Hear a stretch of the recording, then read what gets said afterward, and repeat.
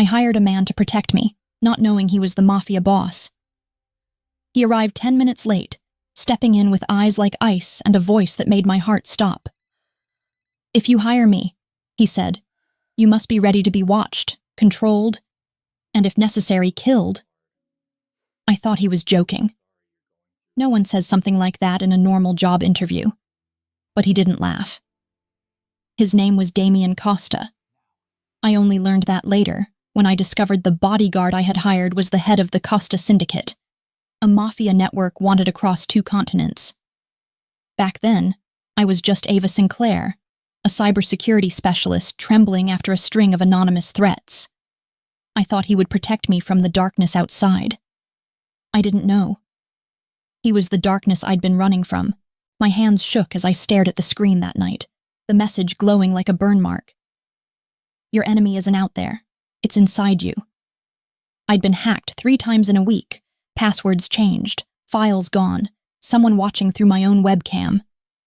The apartment smelled like old coffee and fear, the radiator clanking like bones. My roommate, Jess, kept peeking over my shoulder, biting her nails.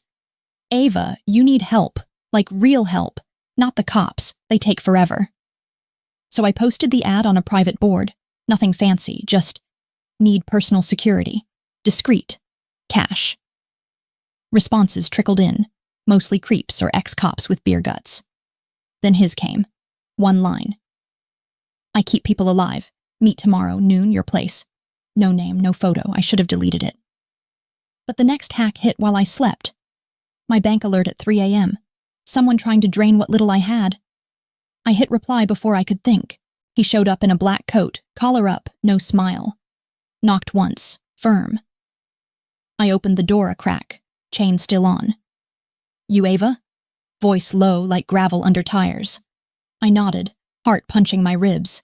He glanced past me, scanning the room like he already owned it. Jess hovered in the kitchen, clutching a mug like a shield. I unlatched the chain, let him in. He didn't sit. Just stood there, hands in pockets, eyes pinning me. "Tell me what you're scared of?" I swallowed. "Someone's inside my systems. Threats. They know where I live."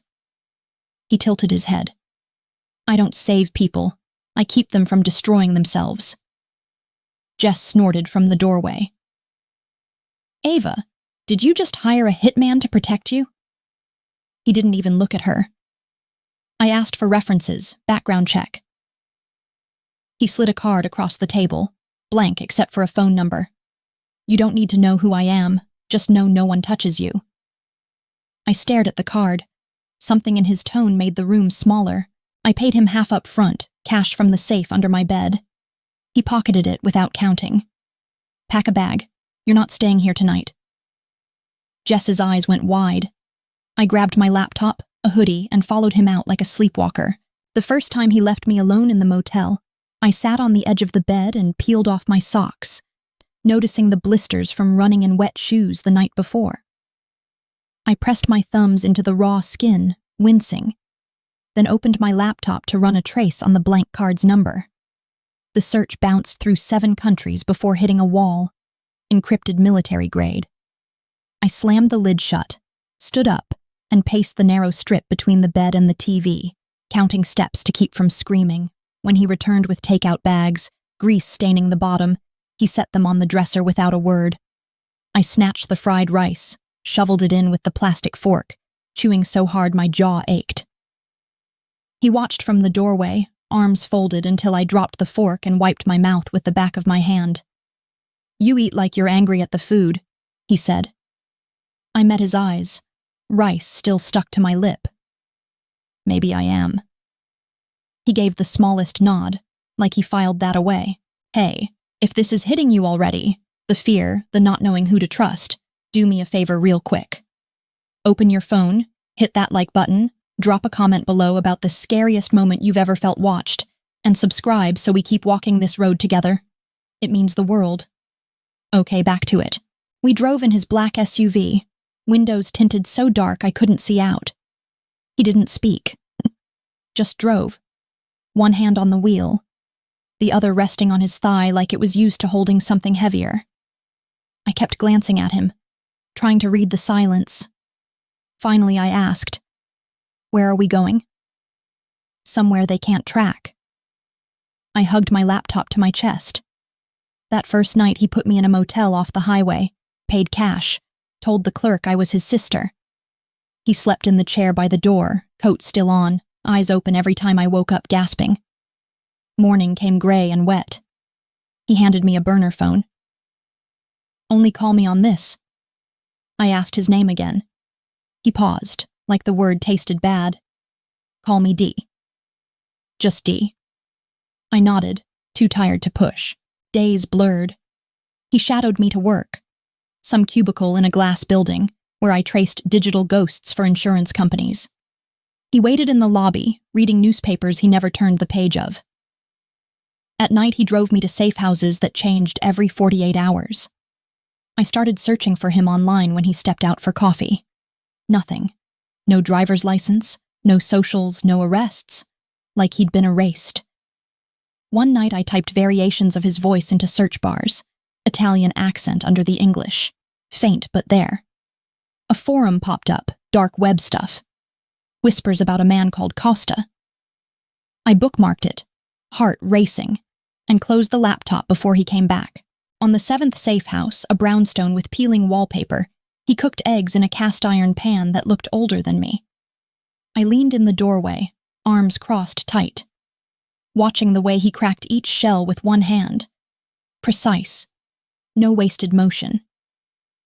The smell filled the kitchen, warm and impossible after weeks of vending machine dinners. He slid the plate across the counter without looking up.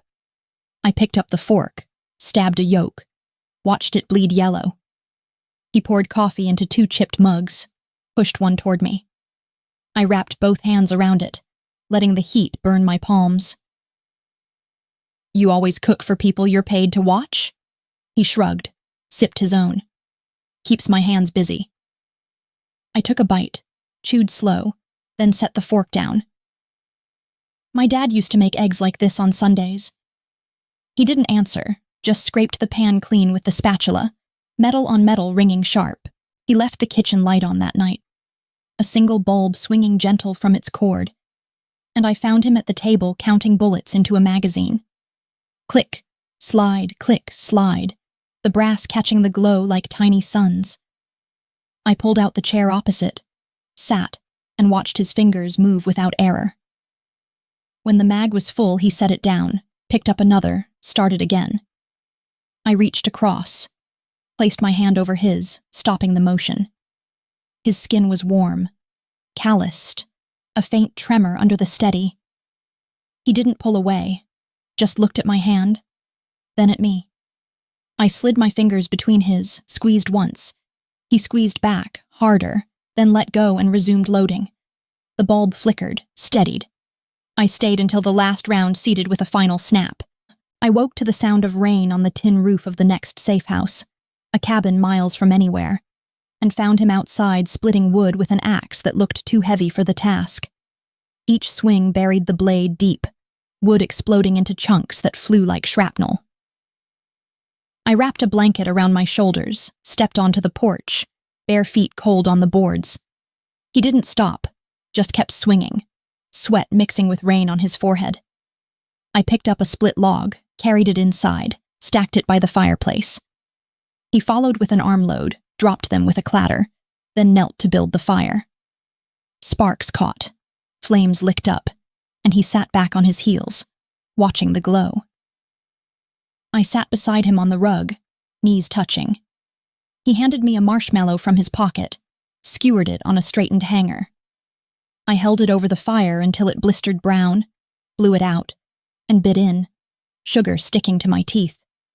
He watched me chew, then took the hanger, toasted his own without a word. Then I heard him on the phone. I'd stepped out of the shower, towel around me, and his voice drifted through the wall, Italian, sharp, urgent. "She's the final piece. No one touches her."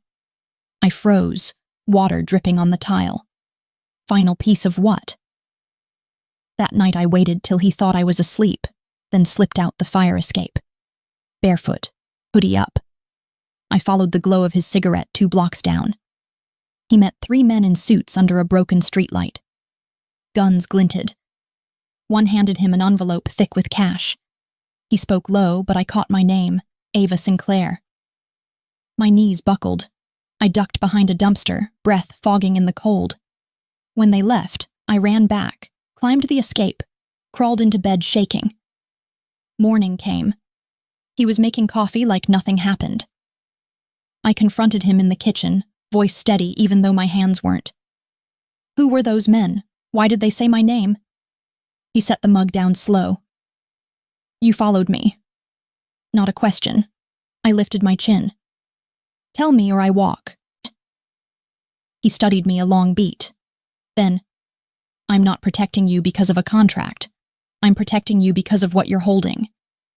My stomach dropped. What am I holding?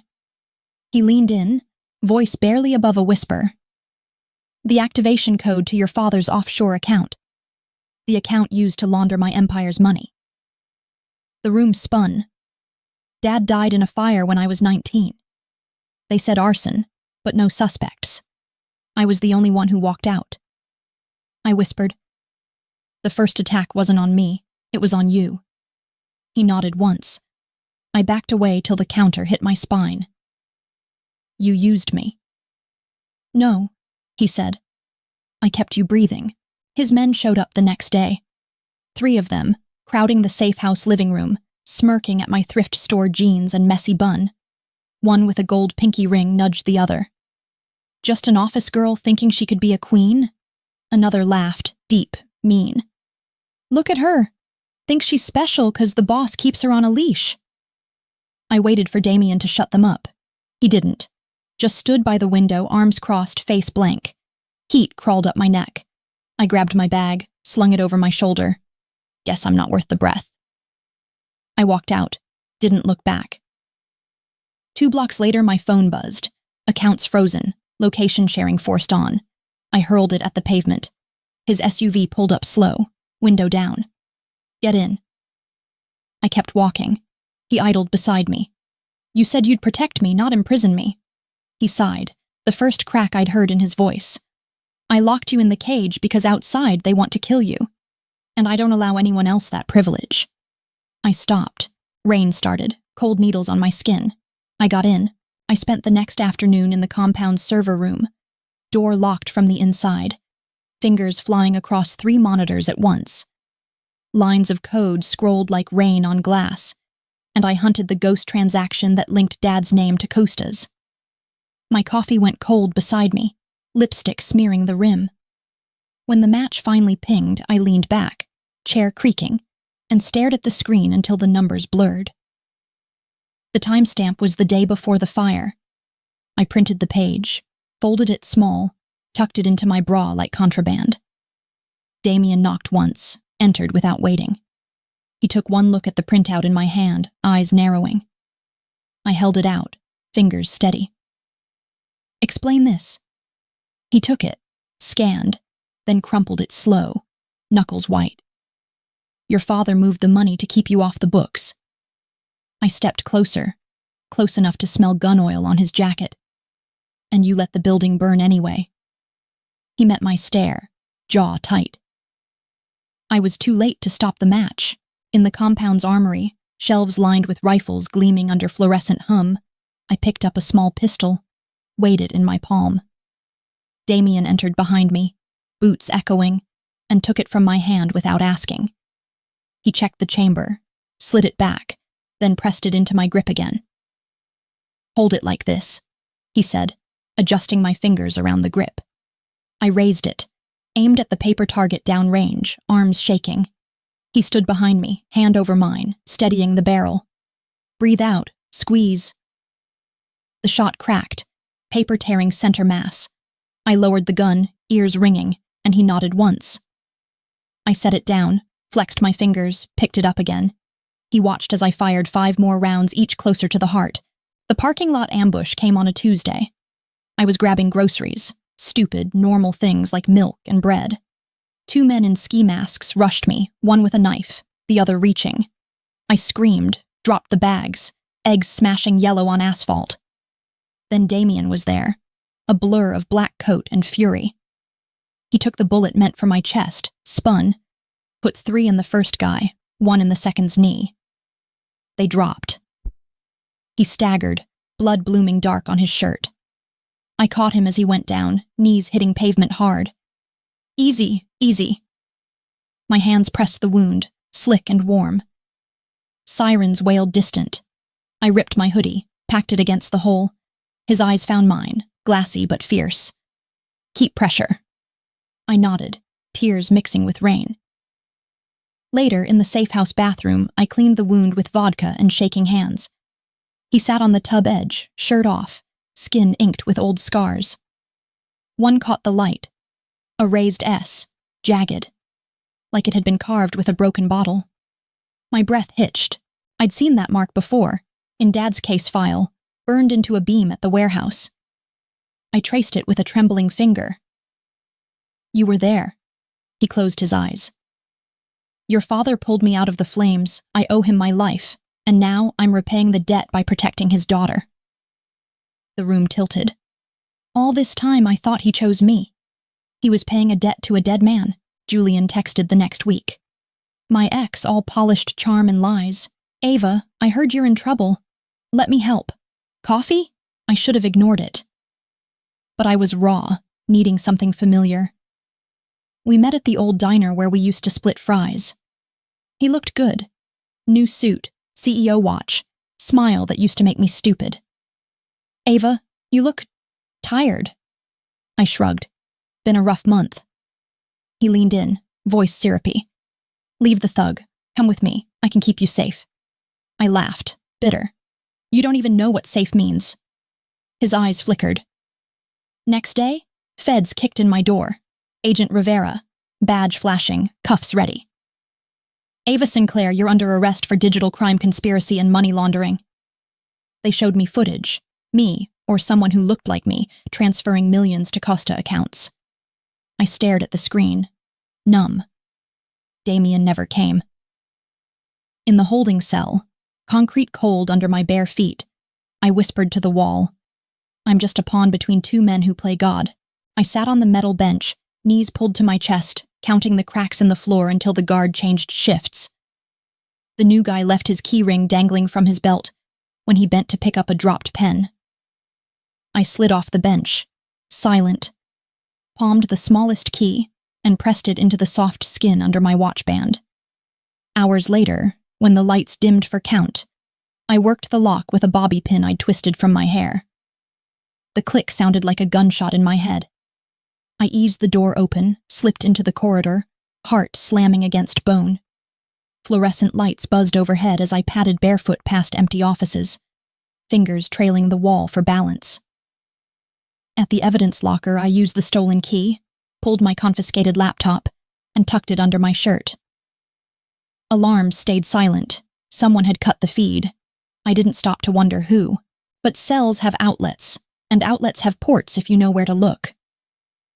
I'd palmed a paperclip from intake. Heart hammering, I jacked the guard's tablet while he dozed, fingers flying over code I'd written in my head for years. The video was fake. Metadata screaming Julian's signature, and a Russian proxy tied to Seleni Volkov. I wiped the arrest logs, triggered a fire alarm, slipped out in the chaos. Barefoot again, city streets biting my soles, I ran to the only address I had, Damien's compound, a warehouse disguised as abandoned. Gunfire cracked the night as I reached the gate, his own men turning. I saw him through the chain link, back to a wall, blood on his face, gun clicking empty. A panel blinked red beside me, Dad's old defense grid, dormant since the fire. I punched the code he'd made me memorize as a kid, the one he said was for birthdays. Steel shutters slammed down, turrets whirred alive, mowing the traitors in seconds. Silence fell, thick and metallic. Damien stared at me through the smoke, chest heaving. No one has ever pulled me out of the hell I built for myself. I stepped over bodies, voice steady. I didn't save you. I just didn't want anyone else to have the right to kill you. We patched each other up in the dim kitchen, iodine stinging, stitches clumsy. His hand brushed mine, lingered. I didn't pull away. Weeks passed in that warehouse, walls closing in, world shrinking to 2 heartbeats. One night he cooked. Pasta. Simple. Sauce from a jar. But he stirred it like it mattered. We ate on the counter, legs dangling. He said soft, "Don't love me. I only know how to love by destroying." I set my fork down. Later, I hacked his servers for answers. Found files on me. Photos from college, coffee shops, my dad's funeral, 3 years before the ad. I confronted him at dawn, printouts shaking in my fist. "How long have you been watching me?" He didn't flinch. "Since your father was alive. He entrusted you to me. But I failed to reach you in time." My voice cracked like thin ice. "You're the last person I ever believed in, and you killed that too. In the compound's gym at 3 a.m., I found a heavy bag hanging from a chain and punched it until my knuckles split. Each hit echoed off concrete, sweat stinging the cuts." Damien watched from the doorway, shirtless, arms crossed over fresh bandages. I kept swinging, breath ragged until the bag swung back and clipped my shoulder. I staggered, caught the chain to steady myself. He stepped forward, caught my wrist, thumb pressing the pulse point.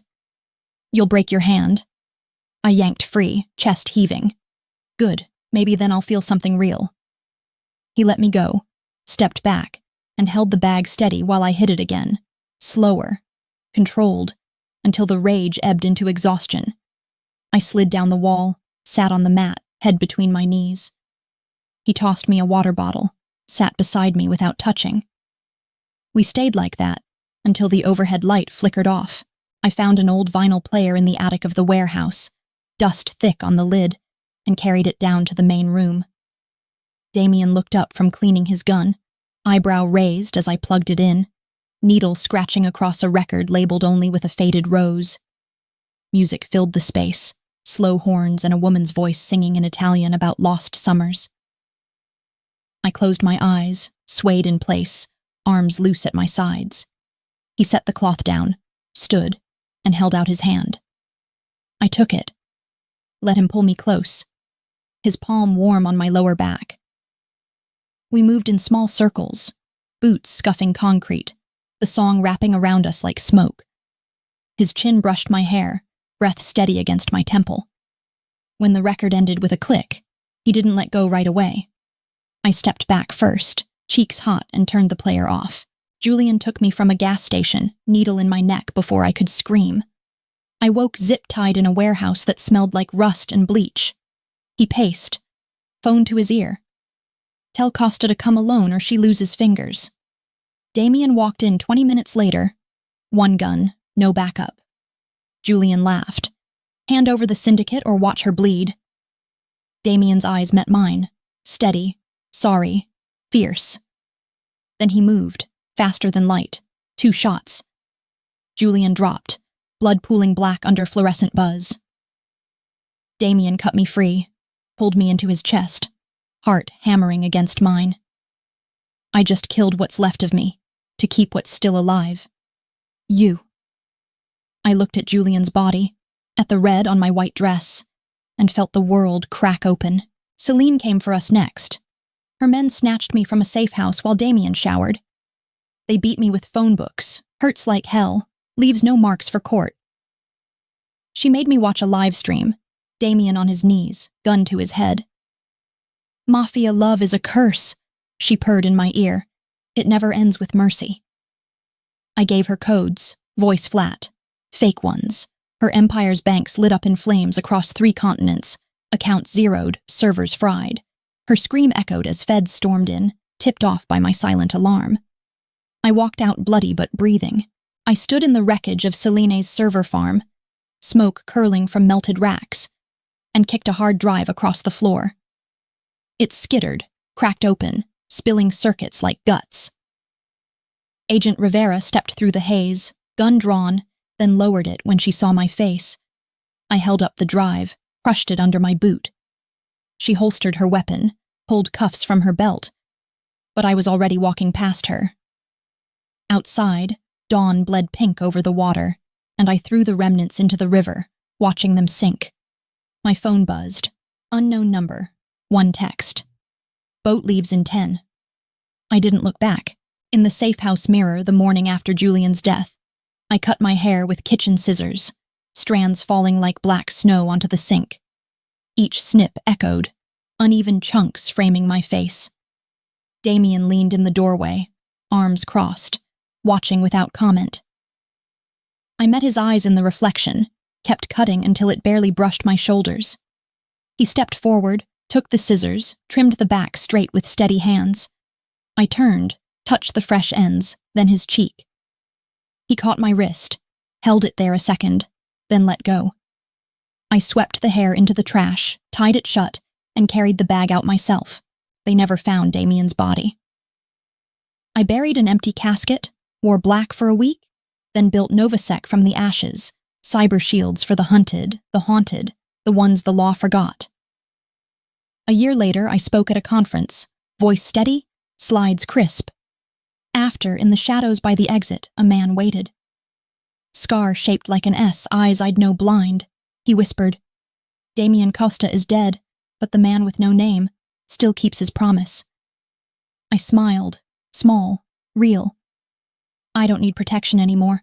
I live in the dark now, with you." I took his hand in the hallway, fingers lacing tight, and led him past security cameras I'd already looped. We slipped into the service elevator, rode down to the garage where a nondescript sedan waited, keys under the mat. I drove, knuckles white on the wheel, until the city lights faded behind us. He reached over, turned the radio to static, then to an old Italian station playing something slow and sad. I pulled over on a dirt road, killed the engine, and we sat in the dark. Crickets loud through the cracked window. I leaned my head on his shoulder, felt the scar under my cheek. He rested his chin on my hair, breath warm. Neither of us spoke. The night held us like it always had. On the first anniversary of the empty funeral, I stood on the warehouse roof at sunset, city sprawling below like a circuit board. He joined me, handed me a bottle of cheap red wine, no glasses. I took a swig, passed it back, wiped my mouth with the back of my hand. Wind whipped my shorter hair across my face. He brushed it away, tucked it behind my ear, fingers lingering. I leaned into the touch, closed my eyes. He pulled a small box from his pocket, opened it to reveal a simple silver ring, no stone. I slipped it on my right hand, not the left, twisted it once. He nodded, took another drink, and we watched the sun sink without another word. "You've been through this, you've been unseen, but you were never small. Where are you watching from?" Leave a comment below, and hit follow to walk with me through heartbreak, betrayal, and finally, healing.